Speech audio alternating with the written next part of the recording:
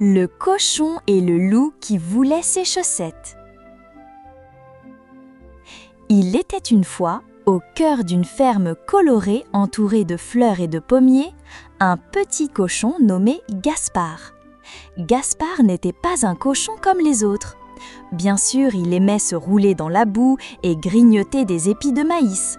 Mais ce qu'il préférait par-dessus tout, c'était porter ses magnifiques chaussettes rayées. Elles étaient douces comme un nuage, rayées de bleu, rouge et vert, et surtout, elles avaient un pouvoir secret. Grâce à elles, Gaspard pouvait bondir au-dessus des flaques, courir plus vite que le vent et sentir son cœur battre de joie. Un matin, après avoir sauté par-dessus une barrière pour attraper une pomme bien juteuse, Gaspard courut voir sa voisine, Lila la poule, pour lui montrer ses exploits. « Regarde, Lila, mes chaussettes sont magiques !» s'exclama-t-il, tout fier. Lila caquetta, impressionnée. « C'est incroyable, Gaspard, mais fais attention, si quelqu'un apprend que tes chaussettes sont magiques, il pourrait vouloir te les voler !» dit-elle, un peu inquiète.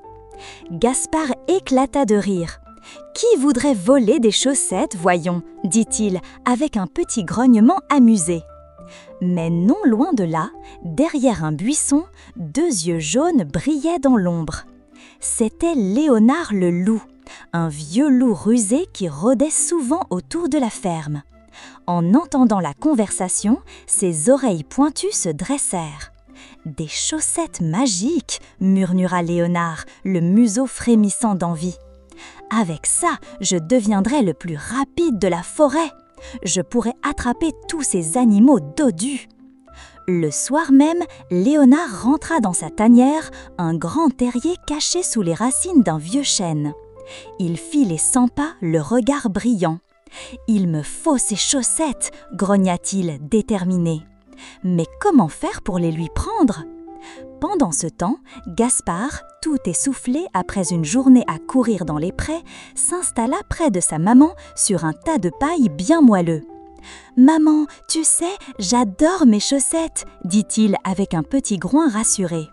Sa maman lui caressa la tête en souriant tendrement. « Je le sais, mon petit Gaspard, mais prends soin d'elle. Et prends soin de toi aussi. » Gaspard hocha la tête, les yeux déjà mi-clos. Dans ses rêves, il courait si vite qu'il volait presque au-dessus des collines. Mais dans la forêt, Léonard ne dormait pas. Toute la nuit, il préparait son plan. Il dessina un petit plan sur un morceau d'écorce. Une flèche montrait le chemin de la ferme, une autre pointait vers la fenêtre de Gaspard. Il répéta son plan encore et encore, murmurant dans la nuit noire: « Doucement, Léonard, tu entres, tu attrapes les chaussettes et hop, à moi la vitesse !» Le lendemain matin, Gaspard invita ses amis pour une démonstration de ses sauts. Lila la poule, Martin le canard et Hugo le hérisson applaudirent quand il fit un triple saut par-dessus une grosse flaque. « Hurrah! Gaspard est le roi du saut !» s'écria Hugo, tout admiratif. Mais entre les buissons, Léonard épiait encore, le ventre gargouillant de convoitise. Il murmura entre ses crocs: « Profite, petit cochon, bientôt ces chaussettes seront à moi !» Ce soir-là, après une longue journée, Gaspard s'étira et admira ses chaussettes bien pliées au pied de son lit de paille. Il leur fit même un petit bisou comme pour leur dire bonne nuit. « Bonne nuit, mes chaussettes magiques !» souffla-t-il, le cœur heureux. Alors que la lune se levait dans le ciel, Léonard, tapi derrière un arbre, attendait son heure. Il souriait déjà à l'idée de courir plus vite que tous les renards, les lapins et même les chevreuils. Sous le ciel étoilé, la ferme s'endormait. Mais la forêt, elle, retenait son souffle. Car bientôt, un loup gourmand et rusé ferait tout pour mettre ses pattes sur ses chaussettes extraordinaires. Et pendant que Gaspard rêvait de courses et de cabrioles, Léonard préparait ses griffes et ses crocs, prêt à tout pour devenir le maître de la vitesse. La nuit était tombée sur la ferme, enveloppant les champs d'un doux voile argenté. Tous les animaux dormaient paisiblement, bercés par le chant lointain des grillons. Seul Léonard le loup, tapi dans l'ombre, observait la petite maison de Gaspard, le cœur battant d'excitation. « Ce soir, c'est la bonne nuit » murmura-t-il, le souffle court et les yeux brillants d'une ambition farouche. « Je prendrai ces chaussettes magiques et deviendrai le plus rapide de toute la forêt. » Silencieusement, il s'approcha de la fenêtre entr'ouverte. À l'intérieur, Gaspard dormait profondément, ses petites chaussettes rayées posées soigneusement au pied de son lit. Facile comme tout, pensa le loup, un sourire malicieux aux lèvres. Mais au moment où il tendit la patte pour attraper les chaussettes, un léger bruit le fit sursauter. Gaspard ouvrit un œil, tout surpris. « Qui est là ?» demanda-t-il, la voix encore douce de sommeil, mais avec une pointe d'alerte. Léonard recula rapidement, surpris lui aussi. « Hein, petit cochon, tu es réveillé ?» grogna-t-il, essayant de paraître calme, mais son cœur battait vite. Gaspard se redressa dans son lit, les yeux plissés. « Que fais-tu ici, Léonard? Veux-tu voler mes chaussettes ?» dit-il, la voix tremblante, mais aussi un peu courageuse. Le loup hésita un instant, puis dit d'un ton presque sincère « Écoute, Gaspard, je sais que ces chaussettes te rendent rapide et fort, je veux juste les essayer. » Gaspard le regarda, intrigué mais méfiant. « Pourquoi devrais-je te les donner ?» Léonard baissa les yeux, puis releva la tête avec un air décidé. « Et si on faisait un marché?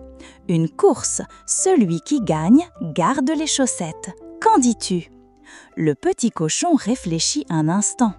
Il avait confiance en ses chaussettes, mais il ne voulait pas de conflit. « D'accord, » répondit-il, d'un ton ferme, mais aussi gentil. « Une course dans la forêt, demain matin, au lever du soleil. » Léonard sourit, sûr de lui. « Parfait, prépare-toi à perdre. » Le lendemain, à l'aube, les animaux de la ferme s'étaient rassemblés au bord de la forêt. Lila la poule, Martin le canard, Hugo le hérisson et même la vieille tortue Madame Mireille étaient venus encourager Gaspard.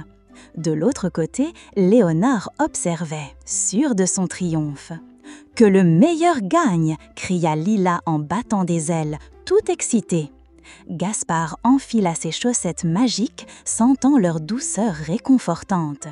Il fit quelques étirements et prit une profonde inspiration. « Je suis prêt !» dit-il, les yeux brillants de détermination. Léonard ricana, tapant du pied avec impatience. « Prépare-toi à manger la poussière, cochon !» lança-t-il, un sourire méprisant. La course commença. Gaspard bondit en avant, ses chaussettes brillantes captant les premiers rayons du soleil. Léonard courait à toute allure, mais il avait sous-estimé la vitesse et l'agilité du petit cochon. Gaspard sautait par-dessus les racines, glissait sur les feuilles mouillées et se lalomait entre les arbres avec une grâce incroyable. Léonard sentait la frustration monter en lui. « Impossible !» grogna-t-il, le souffle court, le visage rougi par l'effort. Mais il n'abandonna pas. Il redoubla d'efforts et se jeta à toute vitesse pour dépasser Gaspard. Juste au moment où il allait le doubler, Gaspard fit un signe à ses amis cachés le long du chemin. Hugo le hérisson roula un petit tas de feuilles juste devant Léonard qui ne vit rien venir. Il trébucha, tomba en avant et s'étala dans un grand bruit de branches cassées et de feuilles volantes. « Aïe !» hurla Léonard tout surpris et un peu gêné. Gaspard s'arrêta, regarda le loup tomber, puis lui tendit la main. « Tu vas bien, Léonard ?» demanda-t-il, sincère et gentil. Le loup regarda Gaspard, puis ses amis qui lui souriaient sans rancune. « Oui, merci » répondit-il, un peu honteux.